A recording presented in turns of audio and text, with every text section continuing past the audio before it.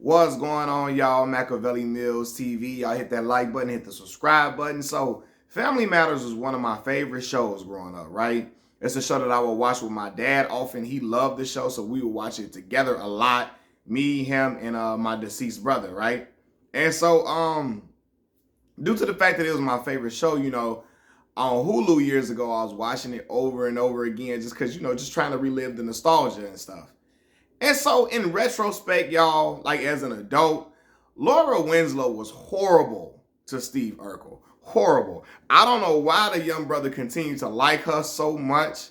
Because it really never got him nothing in the end. He would go all the way around the moon for her, all the way around the world, and she would refuse to go up the block for him at times. Like, act like he was the most annoying thing in the world. Like, she was disgusted by him all the time. And Steve would just fall at her feet and worship her and put her on the highest pedestal. And she never really wanted to be bothered with him at all until she really needed some help with some stuff. And I'd be like, man, Steve, if you don't go ahead and go on and leave this girl alone, shoot, Fantasia, if you don't want me, then don't talk to me. Enact that, because that was just crazy. I'm looking like, yo, this girl here, Steve would go out his way. The man got Johnny Gill to come sing for her before. I mean, and it did nothing. And this the thing though, because some people be like, if you're not the one, you're not the one. But the problem was, she always, like, she would only like him in certain instances, right? She waited all the way to the end of the seasons to start liking him, and only liked him when he was this cool version of himself, when he had to transform into Stefan Urkel, right? And that was the problem for me. That let me know she was really superficial because she wanted Steve to be cool and suave. She didn't like who he really was for real. And she would beg and plead him to get into the machine so he can bring back this alternate version of himself with somebody that he really wasn't, right? He would, become this cool guy, and that's who she really wanted. She would beg and plead him to get into the machine, right? And then when Stefan would come around, she would start feeling like she would be, swooning for him, but then start feeling like he was too narcissistic, right? So now you don't want this one, but you don't want Steve either. But then you begging and pleading for him to get into this machine and be somebody that he's not in order for you to be smitten with him, really not him, somebody else. And I'd be like, Steve, stop getting in that damn machine. Leave her alone because she don't like you like that, right? And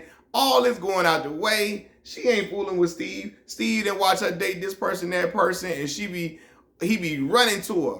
And he had Myra. Myra was in love with him. Myra was finer than Laura. Okay, she was. Myra, and she was a little obsessive. But then I think it came to the fact that she knew that Steve, deep down in his heart, was really, really settling for her and was just, he was head over heels for Laura, right? And I'm looking like, Steve, you don't go on with this fine girl and live your life and y'all can live happily. She wanna kiss all on you, hug up all on you, be all up under you. And Laura act like you got the goddamn plague or COVID-19 when it first came out. She wanted you far, far away. Y'all remember when COVID-19 first came about? People that had COVID, man, listen, if somebody had COVID, you wanted to be far, far away from them. You didn't even want to come any contact with them. Seriously. I remember when my dad got COVID and my mom had made this food and stuff for him and all that. And I dropped the food off on the porch, put it around the door handle. Because I didn't want to be around my dad. That's how Laura was treating Steve. And when you got Myra right there, committed to Steve, wanting to be around him every second of the day. And again, sometimes it could be a little obsessive. But at least the woman was in love with him. You knew the woman loved him and she liked him for him. Laura did not. She was ashamed of him most of the time. And I remember when Maxine, when she first started liking, when Laura first started liking Steve at the end, and Max started like, do you really like Steve Urkel? And I'm looking like, Max, you was dating Waldo. Waldo of all people. Waldo dumber than a box of nails. dumb as a brick. And you talking about Steve? We used to date Waldo, Max. Relax. But anyway, I'm looking like, yeah, man, she had like, it was the Nikki Parker effect before Nikki Parker, right? Laura started liking him after all these years, all this running around, following behind her. Man, listen, if I was Steve, I'd have got me a new woman on Laura. Laura, you cool? I got me a new boo.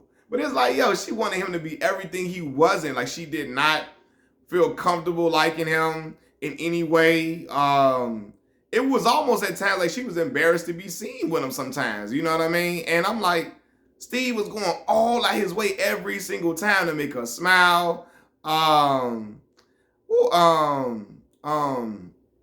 Didn't they have Freddie Jackson on there singing when he was Stephon Urkel one time? I remember that. I think Freddie Jackson was singing on there when he was Stephon Urkel. Steve was coming around trying to make her day in any way possible. Any way possible. I remember he was singing "Saving All My Love for You," and she looking like, I'm like, man, that man, he was all the way through and through, just like, Laura, I love you. I remember that scene when he described, when she told him, she was like, why you keep liking me? Leave me alone. And the brother described his love for her like reaching for a star that you just can't get. But you keep trying. Somebody said, because you just want it so bad, you know it can never really be in your grasp, but you want it so bad. I'm like, man, damn, man, I felt so bad for Steve. I wish Steve was my little brother or something. I'd be like, Steve, go on, get you a new woman, Steve. Get you a woman that love you, because this is not going to be it, man. And the way he described it, he was a young boy, so emotional about her. And I'm like, this woman got you running around, running in circles, running up hills, mountains, got you running up Mount Everest. And she still won't go around the corner for you. If you don't leave, her, Steve, leave her alone. She don't like you, man. But yeah, I should be like, man, Laura, you ain't nothing, man. You ain't nothing. You ain't gonna like this boy to the end after all these years. And some people say better late than never. But I don't want nobody liking me all at the end, because I'm gonna feel like I was your last resort. All the other dudes didn't work out. Now you like, okay, come on, Steve. We just might as well make it rock. No, man. No. Machiavelli Mills TV. I'm out. Peace.